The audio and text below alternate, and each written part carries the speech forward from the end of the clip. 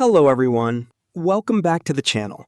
In today's video, I'm going to teach you how to build a photography website with Wix. First, log into your Wix account and open your dashboard.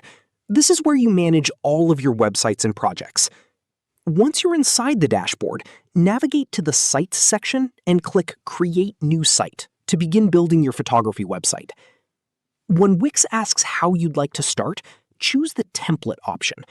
Using a template is one of the fastest ways to create a professional photography website because much of the design work is already done for you. Next, use the template search bar and type photography. This will display modern portfolio-style templates that focus heavily on images and visual presentation. Browse through the available options and choose a design that matches your photography style. Before selecting a template, you can click View to preview it. Once you find one you like, click Edit to open it in the Wix editor. Inside the editor, begin customizing the website. Replace the demo images with your own photography work, so visitors immediately see your portfolio.